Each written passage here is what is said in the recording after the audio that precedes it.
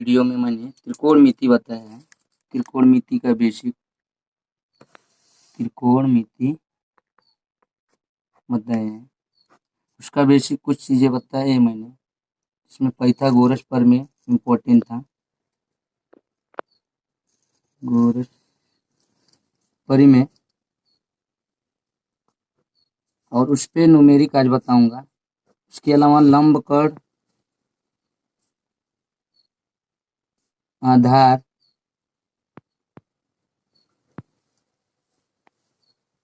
के हिसाब से sine theta cos theta tan theta को बताया था मैंने।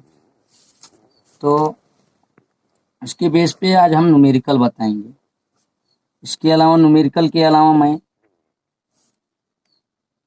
Sign 30 degree, sine 60 degree, sine cos tan theta, cot theta, sec theta, cosec theta का सबका वैल्यू निकालने के लिए बताऊंगा 0 से लेके 90 डिग्री तक। तो सबसे पहले हम पाइथागोरस प्रमेय और लंब कर्ण आधार के बेस पे न्यूमेरिक लगाएंगे। तो आइए एक त्रिभुज लेते हैं, राइट एंगल त्रिभुज।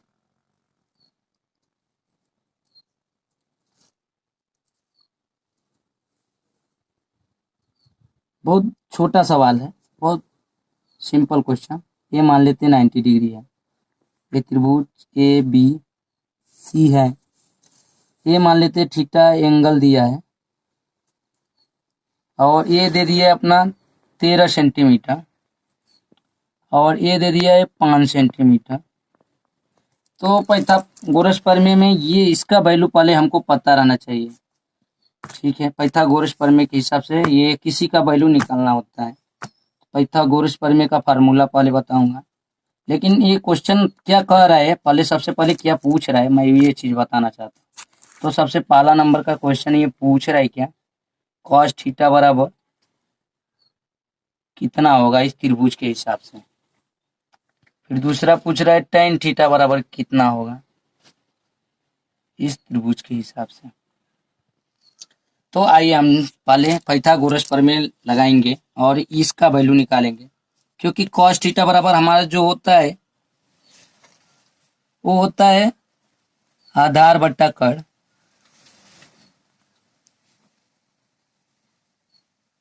टेन थीटा बराबर जो होता है वो होता है लंब बट्टा आधार। तो हमें आधार दोनों में पता होना चाहिए, तभी हम cos थीटा tan थीटा की वैल्यू पता कर पाएंगे। तो हमने बताया था ये cos थीटा बराबर tan थीटा बराबर ये कर्ण और लंब आधार में क्या संबंध है। इसके लिए मैंने एक चीज बताया था, यहाँ पे लिख देता हूँ एक बार फिर से, लाल बट्टे कक्का नॉर्मल, सिंपल है, कुछ करना ही नहीं है। मैं बता देता हूँ आप लोगों को।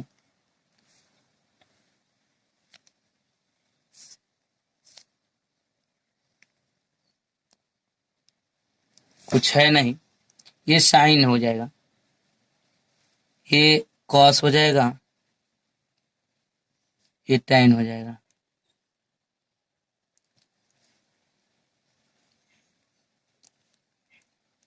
और इसका उल्टा जो होता है इधर से लेंगे कोसेक थीटा, ये इधर से करेंगे, कर्ण बट्टा लंब हो जाएगा, सेक थीटा जो कर्ण बट्टा आधार हो जाएगा, और कॉट थीटा ये जो हो जाएगा आधार बट्टा लंब हो जाएगा। इसका उल्टा होता है।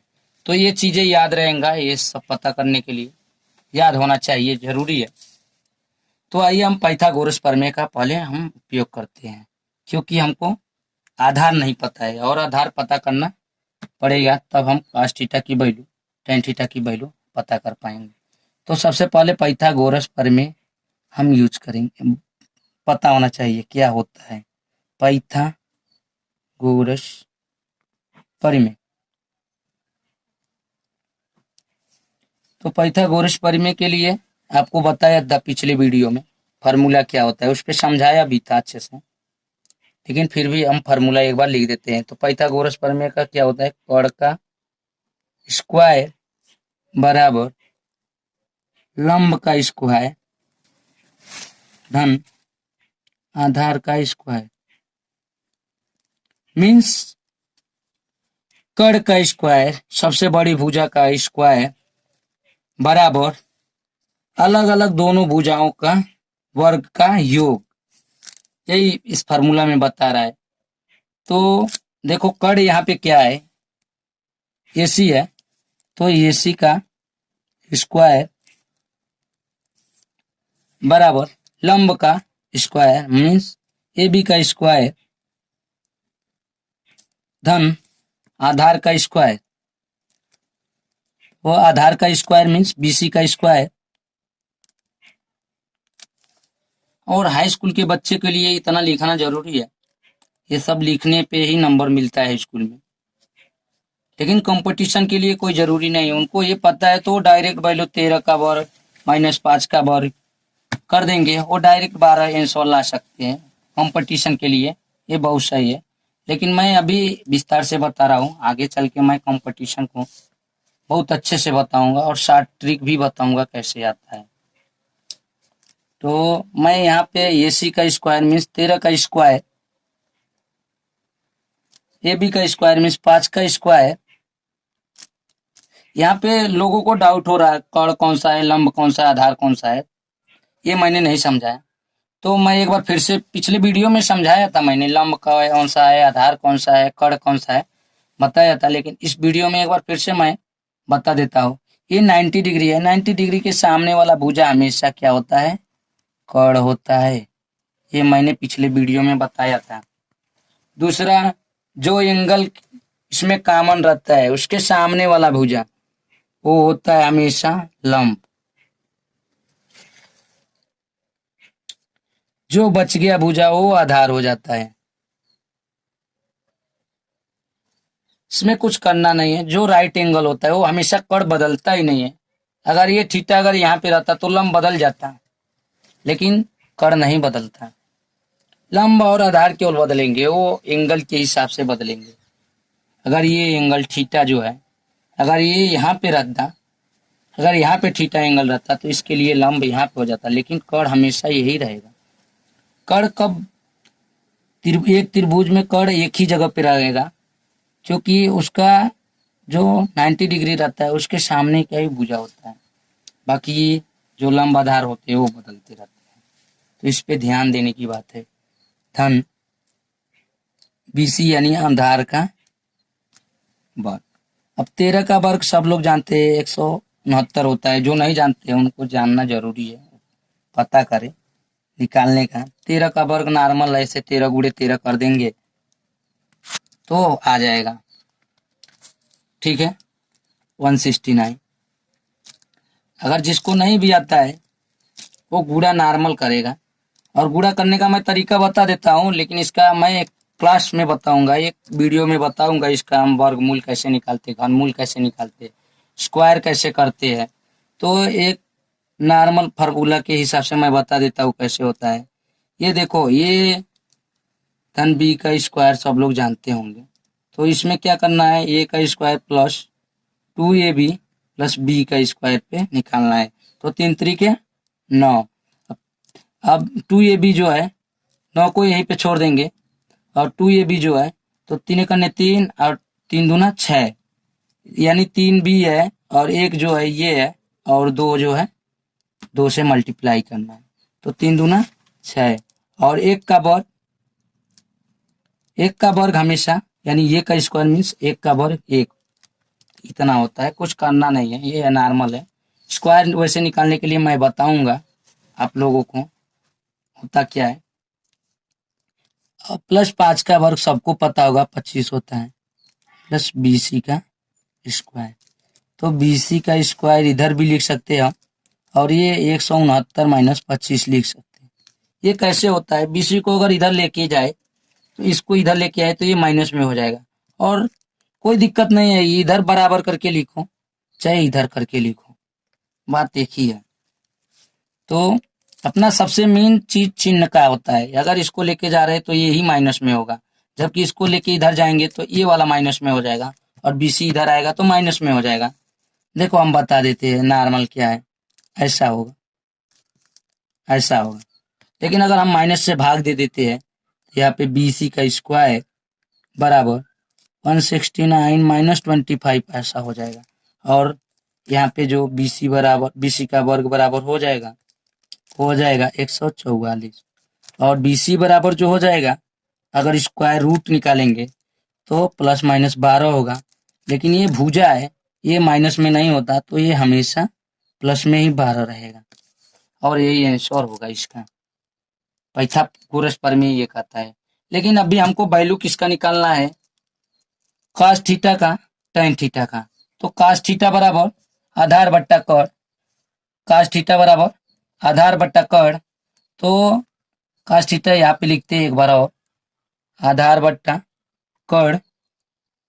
और आधार कितना है? आधार है BC और कड़ कितना है? AC। तो AC, तो यहाँ पे कितना हो जाएगा? यहाँ पे BC का जो वैल्यू निकाला मैंने 12 निकाला, और यहाँ पे 12 रखेंगे। और कड़ का वैल्यू 13 दिया ही है, तो 12/13 हो जाएगा cos थीटा की वैल्यू। cos थीटा की वैल्यू जो हो जाएगा 12/13 हो जाएगा। ये अगर कोई पूछ दे थीटा बराबर कितना होगा, तो कुछ नहीं करना है, cos को इधर लाना है और इनवर्स में लिखना है और 12/13 लिख देना है। ऐसा ही है। tan थीटा का वैल्यू पता करें। tan थीटा बराबर, तो tan थीटा बराबर जो होता है लंब बट्टा आधार, लंब बट्टा आधार। और लंब कितना है? लंब है AB,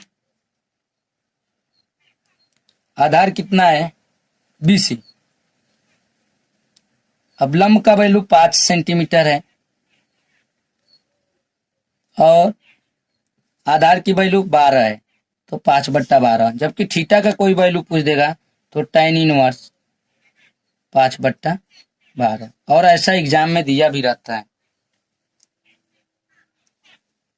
तो एक क्वेश्चन और बताएंगे हम। तो अभी मैंने एक वीडियो बताया, एक क्वेश्चन पाइथागोरस प्रमेय पे, लंबे आधार लंब पर आधार पे। फिर से मैं एक क्वेश्चन देता हूँ और उसी टाइप का क्वेश्चन रहेगा, लेकिन क्वेश्चन पूछने का तरीका अलग रहेगा। तो इस बार मान लो अगर दे दिया है साइन थीटा बराबर, साइन थीटा बराबर दे दिया है आपको 5/13। आपको वैल्यू पूछ रहा है tan थीटा का, cot थीटा का। तो कुछ करना ही नहीं है, क्वेश्चन सेम है, एकदम सेम है, कुछ बताने का जरूरत नहीं। देखो साइन थीटा बराबर, यहाँ पे सबसे पहले हमको पता करना पड़ेगा साइन थीटा बराबर होता क्या है। तो फिर हम वही बताते हैं, लाल बट्टा कक्का।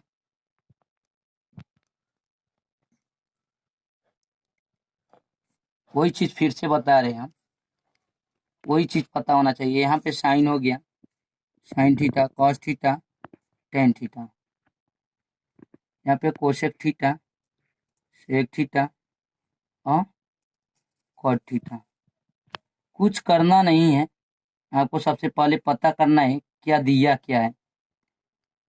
तो हमको साइन थीटा की वैल्यू दे दिया है। साइन थीटा बराबर हम जानते हैं लंब बट्टा कड़। तो हम एक राइट एंगल बनाते हैं, राइट एंगल बनाते हैं, एकदम वैसा ही कुछ, एकदम सेम ही क्वेश्चन है, कुछ करना ही नहीं, वही चीज पूछा भी है। तो ये मान लेते हैं ये है, ये 90 डिग्री है, बी है और ये सी है। तो 90 डिग्री के सामने वाला हमेशा बोल रहे कड़ है। तो साइन थीटा बराबर कड़ की वैल्यू आप जानते हैं, कड़ है, तो कड़ बराबर 13 सेंटीमीटर हो गया। अगर हम साइन थीटा ले रहे हैं, अगर थीटा इसको मान रहे, थीटा इसको हम मान ले रहे, तो लंब ये वाला हो जाएगा और लंब की जगह पे 5 सेंटीमीटर दे दिया। अब फिर हमको ये BC निकालना है, यानी आधार, निकालना है। एकदम सेम क्वेश्चन पिछला क्वेश्चन जैसे हो गया। पिछले क्वेश्चन जैसा हो गया, और कोई डरने की बात ही नहीं थी, इसमें कुछ बताने का ही नहीं था। बस यही बताने का था कि अगर थीटा दे दिया साइन थीटा का वैल्यू, तो हम त्रिभुज में कैसे शो करेंगे, कैसे क्वेश्चन को सॉल्व करेंगे। मेरा बात यही था। और देखो फिर एकदम सेम क्वेश्चन वैसे ही बन गया है। फिर आप पाइथागोरस प्रमेय लगाएंगे यहाँ पे प्रमेय। तो पाइथागोरस प्रमेय कर्ण का वर्ग बराबर लंब का वर्ग धन आधार का वर्ग। अब कर्ण के वर्ग यानी AC का वर्ग बराबर AB का वर्ग धन BC का वर्ग। अब AC का वर्ग यानी 13 का वर्ग बराबर 5 का वर्ग धन BC का वर्ग। अब BC बराबर हम डायरेक्ट लिख सकते 12 सेंटीमीटर। अब भी मैंने बताया। तो अब कुछ पता ही नहीं करना है हमको, tan थीटा पता करना है। tan थीटा बराबर हमको पता है क्या होता है, लंब बट्टा आधार। तो लंब कितना दिया है 5 सेंटीमीटर, और आधार कितना दे दिया है, यहाँ पे हमने 12 पता किया, 12 सेंटीमीटर अभी पता किया मैंने। तो यह 5/12 हो जाएगा। cot थीटा सीधा इसका उल्टा होता है आधार बट्टा लंब, तो यहाँ पे हम लिख देंगे 5/। कुछ इसमें कहने की जरूरत नहीं थी, इसमें बस मेरा ये देखना था ये वैल्यू हम कैसे शो करेंगे, त्रिभुज में कैसे रखेंगे, और ये वैल्यू हम कैसे पता करेंगे। तो पाइथागोरस प्रमेय बहुत इंपॉर्टेंट है एक तरह से, और हाइट एंड डिस्टेंस में बहुत बड़ा काम आएगा ये पाइथागोरस प्रमेय। इसी से हम कुछ भी निकालेंगे वैल्यू, कहीं से भी वैल्यू निकाल सकते। अगर हमको यहाँ से थीटा का वैल्यू पूछे, थीटा का वैल्यू पूछे, तो हम यहाँ पे tan इनवर्स 5/12 लिखेंगे। अगर यहाँ से भी थीटा का वैल्यू लिखे पूछे, तो tan इनवर्स cot इनवर्स 5/12/5। अगर बाय द वे तुमको दिया है अगर अगर एक मैं अलग से बता रहा हूँ, ये इसमें का ये क्वेश्चन हो गया, लेकिन मैं एक अलग से बातें बता रहा हूँ।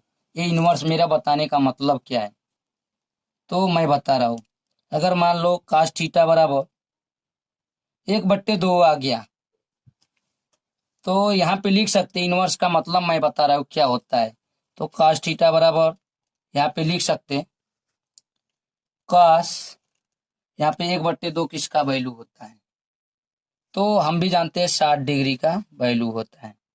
तो ये cos से cos कट जाएगा, थीटा बराबर अपना 60 डिग्री हो जाएगा। यही मेरा लिखने का ये मतलब, इनवर्स लिखने का मतलब। अगर ये 60 डिग्री नहीं होता तो ये cos वाला थीटा का वैल्यू ये यहाँ पे चला जाता। यही मेरा बस थीटा का वैल्यू बताने के लिए था। ये कुछ अलग से मैंने बताया क्योंकि जानकारी होना बहुत जरूरी है।